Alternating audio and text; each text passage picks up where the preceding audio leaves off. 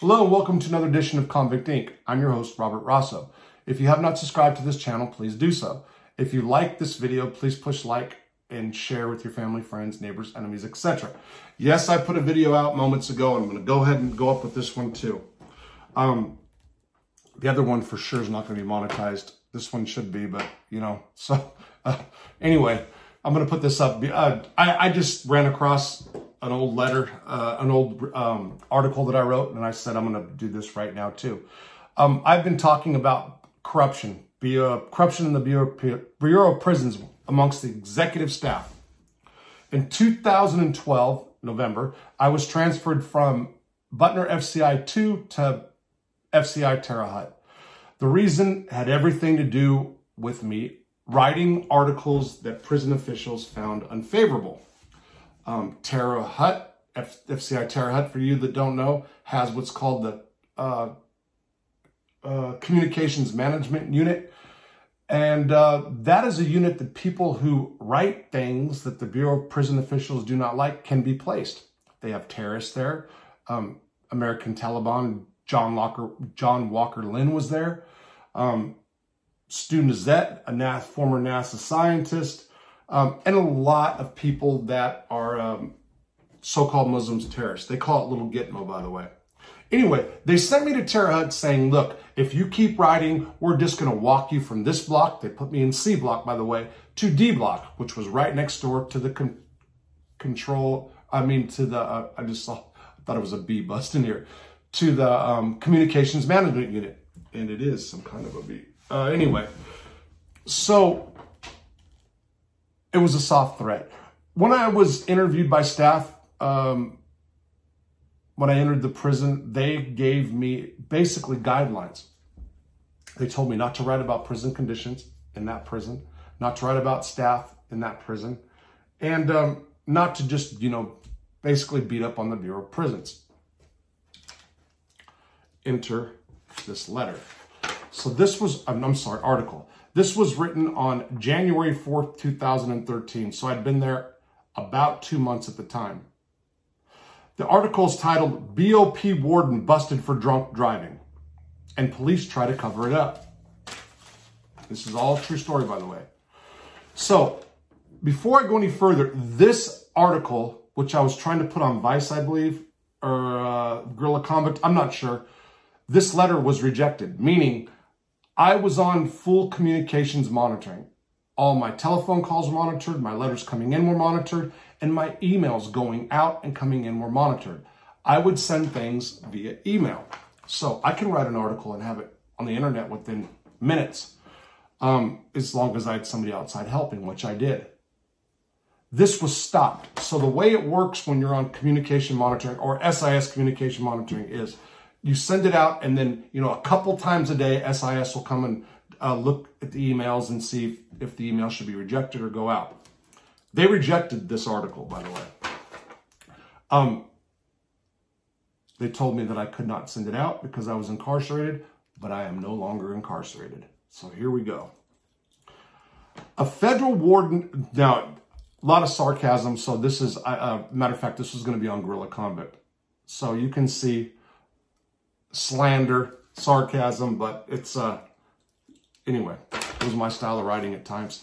A federal warden high on power, privilege, and poison flipped her vehicle and ended up in the clink, but her record has since been expunged. On January 21st, 2012, Maureen Baird, B-A-I-R-D, the warden at a federal prison facility in Danbury, Connecticut, had no regard for human life as she knowingly and recklessly entered her vehicle beyond sauced, impaired, potentially turning her set of wheels into a one-woman killing machine. I was an asshole, right? According to police reports filed later that evening, an officer who responded to a one-car rollover found a very drunk and disheveled lady, a bottle of vodka still in her car. Promptly taken to the hospital, the 51-year-old career prison employee was found to have a blood alcohol content 3 times the legal limit, 0.252 to be exact. Yet even though the careless warden put countless lives at risk, who was accused of committing one of the most dangerous crimes in America, and was in fact booked on felony DUI charges, it appears that her friends at the Danbury Police Department intentionally and deliberately tried to cover up the incident. On or about July 5th, 2012, nearly 6 months after Warden Baird nearly killed herself and others, Danbury Police Chief Alan Baker claimed that a clerical error had resulted in the omission of drunk driver Baird's arrest report. According to Chief Baker, sir, he's a real fine fellow, the arresting officer simply forgot to enter Miss Baird's arrest into the jail log. Simply forgot, right? How come you don't forget about drug offenders? Anyway, equally unbelievable is the sweetheart deal that the warden's buddies over at the prosecutor's office gave her. After completing an alcohol diversion program in October of last year, Maureen Baird's felony criminal record was expunged.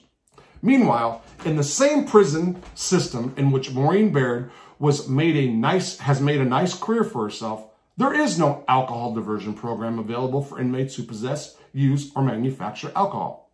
Instead, infractions involving alcohol in federal prison are among the worst of the list of prohibited acts, with sanctions ranging from up to 60 days in the hole and 2 years loss of commissary, telephone, visitation, and email privileges. Additionally, earned good time is taken away. Up to a $500 fine can be imposed. Inmates who work are not allowed to earn more than $5.50 a month for a full year. $5.50 a month, work 8 hours a day because you drank. And once released from the hole, inmates are placed in worst possible housing units. Indeed, the few hours Warden Baird spent in the alcohol diversion program for drunk driving pales in comparison to the penalties that her inmates endure for simply having a drink. The Federal Bureau of Prisons program statement on employees' conduct reads, "The Bureau of Prison expects its employees to conduct themselves in such a manner that their actions both on and off duty will not discredit themselves or the agency." In other words, federal prison employees are held to a higher standard than the rest of us. So what kind of message then did Warden Maureen Baird send to her fellow employees and the public in general? Question mark.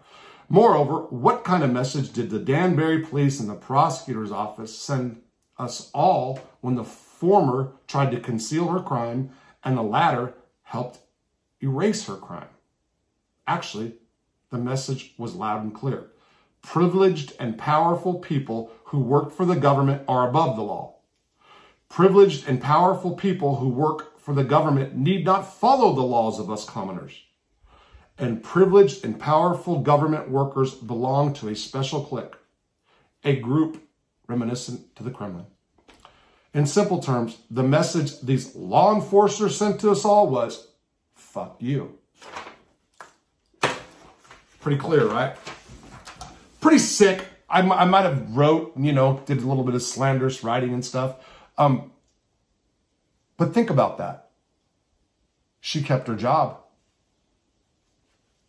By the way, you can get high on marijuana, meth, coke, whatever. 3 dirties, I think you can get. I forgot. Just the union is strong for the Bureau, for the prison officials. Unions are strong. They have their back. They can beat inmates, drink and drive, assault one another while at work. Warden could have sex with the secretary like a Terre Haute, USP.